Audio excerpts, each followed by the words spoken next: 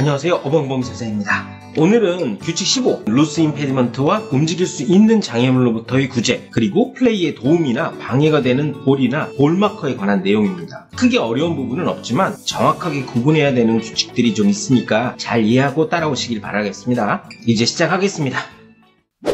규칙 15.1은 루스 임페디먼트입니다. 용어의 정의에 나오는 대로 루스 임페디먼트란 자라거나 어딘가에 붙어있지 않은 자연물을 말하죠. 자연물이에요. 루스 임페디먼트는 코스 안팎 어디에서나 플레이에 방해가 있든 없든 페널티 없이 제거할 수 있습니다. 플레이에 방해가 있을 때만 제거할 수 있다고 하면 걸을 때도 나뭇잎이나 돌멩이가 걸리지 않고 제거되지 않도록 조심조심해서 걸어야겠죠. 그리고 코스 안팎 어디에서나 제거할 수 있다고 했으니까 아웃 오브 바운드에 있는 루스 임페디먼트도 언제나 제거할 수 있습니다. 루스 임페디먼트를 제거하는 방법은 손이나 팔 또는 그 밖의 장비를 사용해서 또는 다른 사람의 도움을 받아서도 제거할 수 있고, 큰 나뭇가지가 떨어져 있다면 그것을 부러뜨려서 제거하는 것도 가능해요. 큰 바위도 그것이 지면에 단단히 박혀있는 것이 아니라면 루스 임페디먼트가 됩니다. 사진처럼 이런 바위를 갤러리의 도움을 받아서 제거하고 플레이할 수 있다는 것이죠. 전혀 규칙 위반이 아니에요. 크기가 중요한 것은 아닙니다. 루스 임페디먼트는 말한 대로 언제나 제거할 수 있지만 몇 가지 예외가 있어요. 모든 규칙에는 예외가 있는 것 같죠? 첫 번째 예외는 볼을 리플레이스해야 할 곳에 있는 루스 임페디먼트는 제거할 수 없다입니다. 다음 사진처럼 볼이 정지한 경우를 한번 예로 들어보죠. 저 볼을 집어 올리기 전에 볼 아래에 있던 나뭇잎을 먼저 제거하면 저 볼이 움직일 것이 확실하잖아요. 이런 경우에는 저 나뭇잎은 볼을 집어 올린 후에도 제거할 수 없다는 말이에요. 만약에 이 상황인데 볼을 집어 올리고 리플레이스하기 전에 저 나뭇잎을 제거했다면 1벌타를 받게 됩니다. 그리고 이렇게 제거했다면 제거한 나뭇잎은 다시 제자리에 둘 필요는 없어요. 1벌타는 발생했어요. 플레이하기 전에 다시 나뭇잎을 제자리에 가져다 둔다고 해도 페널티는 면할 수 없습니다. 이 조항은 행위 자체에 따른 원인에 따른 페널티입니다. 이 예외는 여기 나오는 대로 퍼팅그린에서는 적용되지 않아요. 즉 퍼팅그린에서는 볼을 리플레이스해야 할 곳에 있는 루스 임페디먼트를 제거할 수도 있다는 것이죠. 퍼팅그린에서는 그림처럼 볼이 나뭇잎 위에 정지했다면 그 루스 임페디먼트를 먼저 제거해도 되고요. 그러다가 볼이 우연히 움직였더라도 규칙 13.1D에 따라서 퍼팅그린에서 우연히 움직인 볼은 페널티가 없다고 했으니까 페널티 없이 원래 지점에 다시 두면 되는 것입니다. 볼을 집어올리기 전에는 없던 루스 임페디먼트가 리플레이스할 지점에 날아온 경우, 그때는 그것을 페널티 없이 제거할 수 있고요. 볼을 집어올리는 과정, 즉 볼을 집어올리는 것이 원인이 되어서 제거된 루스 임페디먼트도 페널티는 없습니다. 이전 영상에서 말씀드린 대로 이 그림의 왼쪽 볼처럼 나뭇잎이 볼 위에 있는 상태에서 자신의 볼인지 확인하기 위해서 마크하고 그 볼을 집어 올리면 당연히 저 나뭇잎은 제거될 가능성이 크죠. 그리고 그렇게 제거된 나뭇잎은 리플레이스 할 때 다시 제자리에 둘 필요가 없어요. 페널티도 없고요.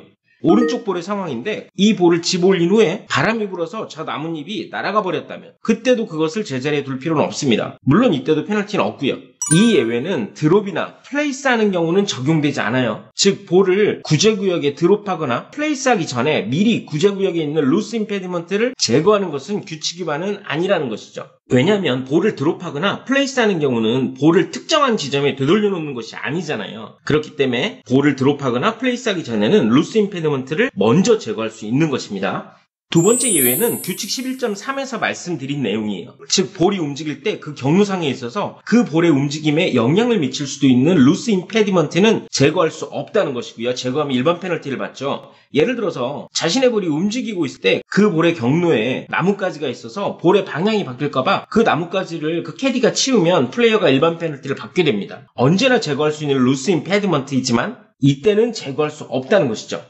15.1b 루스 임페디먼트를 제거하다가 볼이 움직임에 1벌타를 받아요. 그리고 이렇게 움직인 볼은 반드시 원래의 지점에 리플레이스를 하도록 하고 있습니다. 규칙에서 원칙적으로 자연물로부터는 페널티 없는 구제가 허용되지 않거든요. 볼이 나무 뒤에 있어서 스윙이 어렵다고 해서 페널티 없는 구제를 받을 수는 없잖아요. 루스 임페디먼트는 자연물입니다. 그것이 떨어져 있는 경우 자라거나 붙어있지 않는 자연물이기 때문에 그것을 제거할 수는 있지만 제거하다가 볼이 움직이면 1벌타를 받는 것은 이 원칙의 연장선상이라고 생각하시면 됩니다. 여기에도 예외가 있습니다. 볼이 퍼팅그린이나 티잉 구역에 있던 경우는 루스 임페디먼트를 제거하다가 볼이 움직였어도 페널티는 받지 않아요. 티인 구역은 그 볼에 스트로크 하기 전까지는 그 볼은 인플레이 볼이 아니기 때문에 그런 것이고, 퍼팅 그린에서는 규칙 13.1D에 따라서 퍼팅 그린에서 볼을 우연히 움직이기 위한 경우는 페널티가 없기 때문에 루스 임페디먼트를 제거하다가 우연히 볼을 움직이게 했어도 페널티는 없는 것이죠.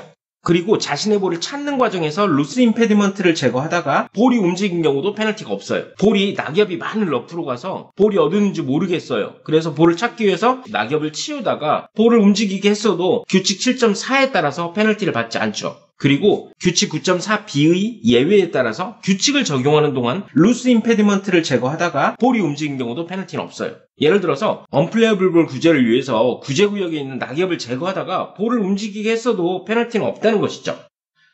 규칙 15.2a는 움직일 수 있는 장애물입니다. 루스 임페디먼트는 자연물이고 움직일 수 있는 장애물은 인공물이죠. 움직일 수 있는 장애물도 코스 안팎 어디에서나 제거할 수 있고, 그것을 제거하다가 볼을 움직이게 했어도 페널티를 받지 않아요. 원칙적으로 골프 규칙에서 인공물의 방해로부터는 페널티 없는 구제가 가능하거든요. 이 연장선상으로 생각하시면 됩니다. 물론 볼이 움직였다면 반드시 원래 지점에 리플레이스를 하는 것은 동일합니다.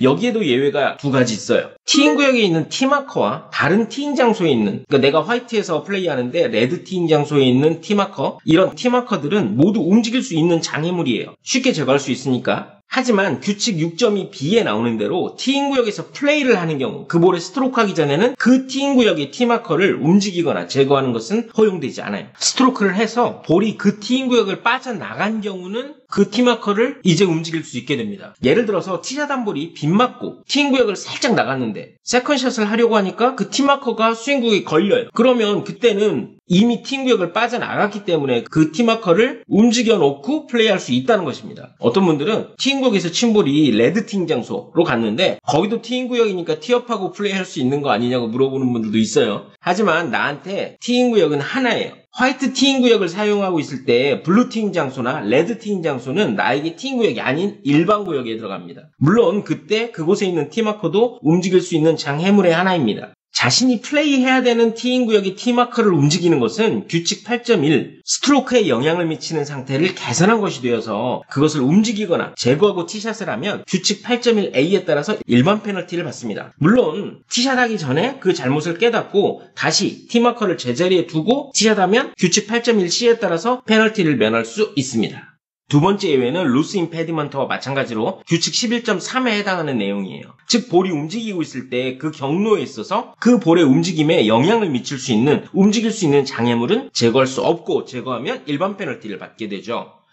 15.2a 이항은 볼이 퍼팅 그린을 제외한 코스상에 있는 움직일 수 있는 장애물에 아니나 위에 정지한 경우의 구제 방법입니다. 예를 들어서 스트로크 한 볼이 일반 구역에 있는 비닐봉지 안에 들어갔다든지 갤러리 의자 위에 정지한 경우라든지 또는 정지에 있는 카트에 올라탄 경우가 그 예가 될 거예요. 이때는 볼이 놓인 그대로 플레이해도 됩니다만 물론 그런 분은 없겠죠. 구제를 받을 때는 그 볼을 집어 올리고 장애물 치우고 그 수직 아래 지점을 기준점으로 그 지점보다 홀에 더 가깝지 않은 한 클럽 길이 이내의 구제구역에 볼을 드롭하면 됩니다. 구제이니까 볼을 교체할 수도 있고 원래의 볼을 닦아서 드롭해도 돼요. 구제구역은 기준점과 반드시 같은 코스의 구역이어야 합니다. 볼이 원래 있던 지점의 구역이 기준점이 되는 것이 아니라 수직 아래 지점이 기준점이라는 것을 기억해야 돼요. 볼이 일반 구역 안에 있는 비닐봉지 안에 들어갔다면 기준점과 구제구역은 모두 일반 구역이겠죠. 물론 페널티는 없고요. 이 사진 한번 보시죠. 고무래 위에 볼이 정지했어요. 사진에서는 구분이 잘 가지 않지만 저 고무래는 벙커에 닿아 있는 것이 아니라 떠 있는 거예요. 저 볼은 그러니까 일반 구역에 있는 볼이에요. 벙커에 볼에 닿아 있지 않으니까 저 고무래나 볼이. 즉 이 상황은 볼이 움직일 수 있는 장애물 위에 놓인 경우죠. 일반 구역에서. 페널티 없는 구제를 받을 수 있다고 했는데 기준점은 수직 아래 지점이라고 했죠. 즉 기준점이 벙커에 있는 경우가 됩니다. 구제구역은 기준점과 같은 코스의 구역이어야 한다고 했으니까 구제구역은 벙커여야 되겠죠. 규칙 15.2a의 사망은 볼이 퍼팅 그린에 있는 움직일 수 있는 장애물의 안이나 위에 놓인 경우입니다. 예를 들면 플레이한 볼이 퍼팅 그린에 있는 비닐봉지 안에 들어간 경우겠죠. 이때는 그 비닐봉지 치우고 그 바로 아래 지점에 볼을 플레이스하면 됩니다. 물론 페널티는 없고요.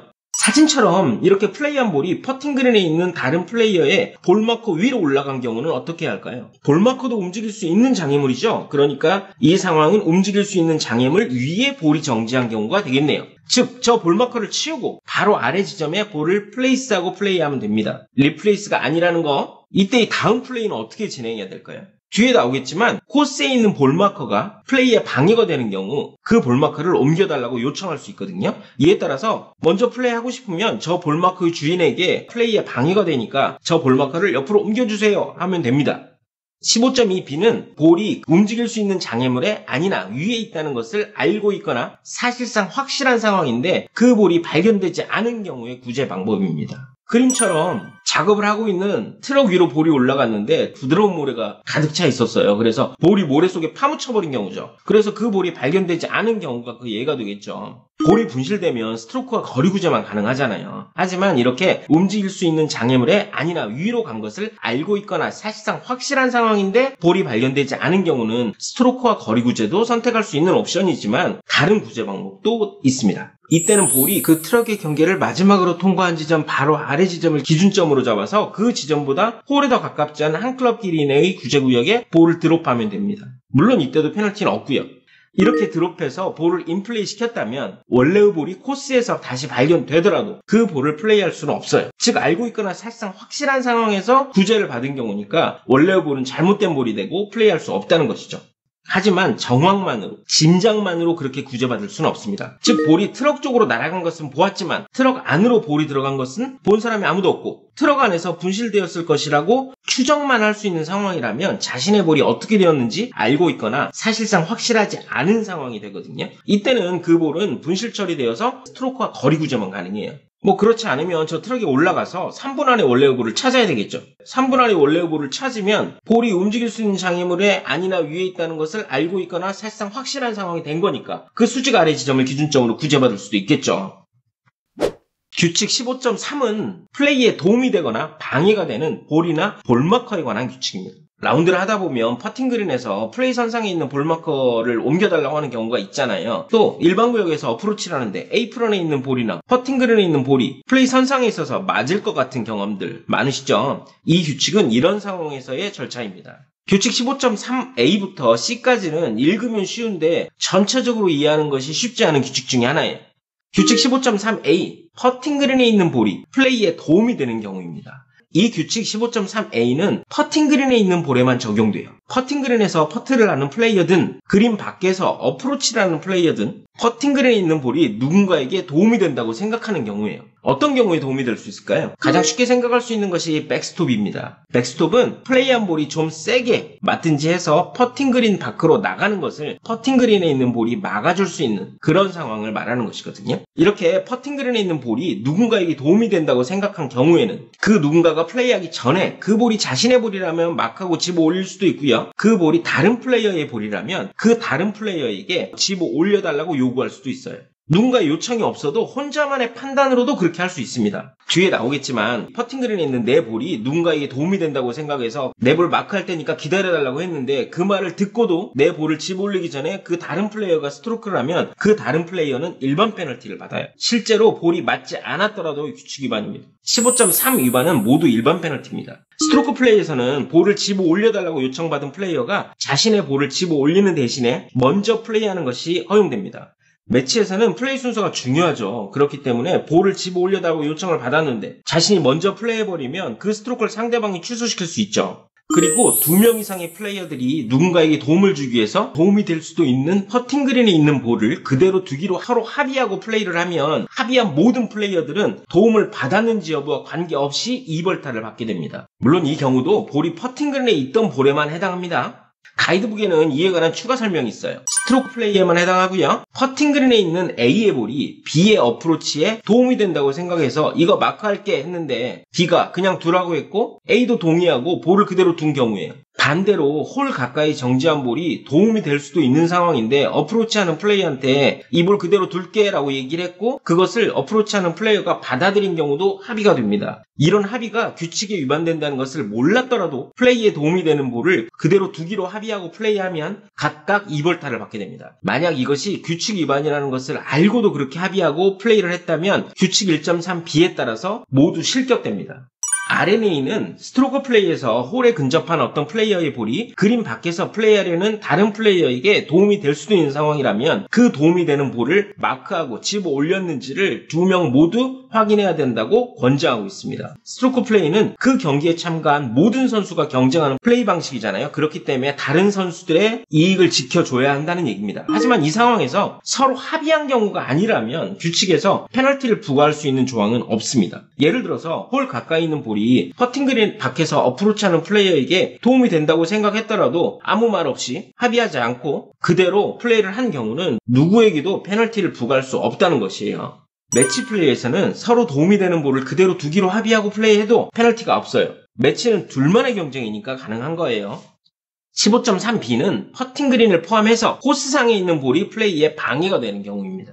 내가 플레이를 하려고 하는데 다른 선수의 볼이 가까이 있어서 스탠스나 스윙 구역에 방해가 되는 경우, 또는 다른 선수의 볼이 플레이 선상에 있어서 내가 플레이한 볼이 그 볼을 맞힐 수도 있다고 생각하는 경우, 좀 전에 말한 대로 어프로치 하려고 하는데 에이프런이나 퍼팅 그린에 있는 볼이 플레이 선상에 있어서 방해가 되는 경우가 대표적일 것이고요. 세 번째는 내가 스트로크 하는데 집중하는데 방해가 될 정도로 다른 선수의 볼이 가까이 있는 경우예요. 여기서 방해라고 하면 내 눈에 다른 선수의 볼이 들어오는 경우도 포함이에요. 내가 불편하면 그것도 방해가 된다는 것이죠. 아주 가까이 있는 경우뿐만 아니라 좀 떨어져 있더라도 시선에 걸려서 에이밍에 방해가 된다고 생각하면 집어 올려달라고 요청할 수 있다는 것입니다.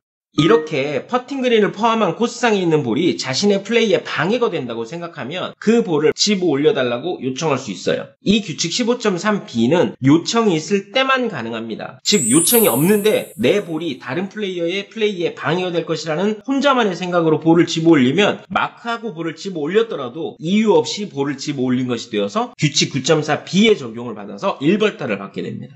이건 퍼팅 그린에서는 해당하지 않고요. 퍼팅 그린에 있는 볼은 언제나 마크하고 집어 올리는 것이 허용되기 때문에 방해가 있든 없든 언제나 볼을 집어 올릴 수 있고요. 볼을 집어 올려달라고 요청받은 플레이어는 자신의 볼을 집어 올리기 전에 반드시 마크를 해야 하고, 이렇게 집어 올린 볼은 닦을 수 없습니다. 규칙 14.1c에 나오는 대로 코스에서 집어 올린 볼은 언제나 닦을 수 있지만 4가지 예외가 있었죠. 금자방구죠. 즉 금자방구에 방해에 해당하는 경우죠. 이때 집어 올린 볼은 닦을 수 없어요. 마크하지 않고 볼을 집어 올렸거나 집어 올린 볼을 닦으면 1벌타를 받게 됩니다. 물론 그 구역이 퍼팅 그린이라면 집어 올린 볼은 언제나 예외 없이 닦을 수 있으니까 예외고요. 스트로크 플레이에서는 볼을 집어 올려달라고 요청받은 플레이어가 먼저 플레이할 수 있는 것은 동일합니다.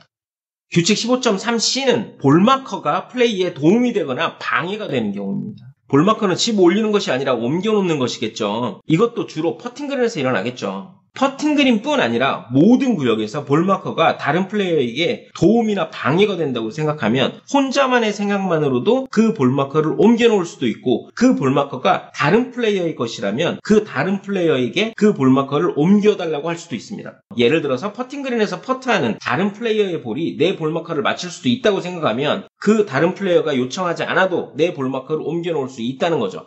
이제 볼이나 볼마커를 옮기는 방법에 대해 설명할게요. 가이드북에 이에 관한 추가된 내용이 있어요. 볼을 다른 지점으로 옮길 때는 그 볼에 마크한 후에 그 볼마커를 옮기는 것도 가능하고, 마크하지 않고 볼 자체를 옮겨도 됩니다. 옮긴 지점에 볼마커를 두면 되니까요. 그리고 다시 옮겨놓을 때도 볼을 원래의 지점에 두어도 되고 볼 대신 볼마커를 두어도 됩니다. 규칙에서는 볼을 옮기는 지점을 측정할 때의 예시로 클럽 헤드 길이의 한두 배라고 하고 있지만 클럽 전체 길이를 사용하는 것도 가능합니다. 일정한 길이를 옮기고 다시 원래의 지점으로 옮겨놓기만 하면 됩니다. 그리고 여기에 번역이 좀 잘못된 부분이 있어요. 반드시 클럽을 사용해야 한다고 번역하고 있지만 원문을 보면 권장사항입니다. 즉 클럽이 아닌 다른 물체를 사용해도 되고 다른 방법으로 해도 됩니다. 원래의 지점에 다시 리플레이스하는 것이 중요한 것이지 반드시 옮길 때 클럽을 사용해야 한다는 것은 아니란 얘기예요. 그리고 볼이나 볼마커를 옮길 때는 다시 리플레이스할 지점을 정확하게 하기 위해서 스프링클러 또는 나무, 거리목 이런 것들을 이용해서 정렬하고 옮기도록 하고 있죠. 아까 말씀드린 대로 규칙 15.3의 위반은 일반 페널티입니다. 이 페널티는 다음과 같은 상황에도 적용됩니다. 다른 플레이어가 플레이에 도움이 되는 볼이나 볼마커를 집어 올리거나 옮기려고 했던 경우, 또는 누군가에게 그렇게 해달라고 요구한 것을 플레이어가 알고도 그것을 기다리지 않고 그대로 스트로크를 한 경우, 또는 플레이어가 자신의 볼이나 볼마커를 집어 올리거나 옮겨달라는 요구를 거절해서 누군가 방해나 도움이 되는 상태로 그대로 스트로크를 한 경우에 모두 적용됩니다. 오늘은 규칙 15, 루스 임페디먼트와 움직일 수 있는 장애물로부터의 구제, 그리고 플레이에 도움이나 방해가 되는 볼이나 볼마커에 관해서 말씀드렸습니다. 크게 어려운 내용은 없었을 것이라고 생각합니다. 다음 영상은 규칙 16, 비정상적인 코스 상태와 위험한 동물이 있는 상태, 그리고 박힌 볼에 관한 내용입니다. 규칙 16은 페널티가 없는 구제에 관한 내용입니다. 규칙 17부터 규칙 19까지는 페널티를 받는 구제에 관한 내용이고요. 자, 오늘도 수고하셨습니다. 감사합니다.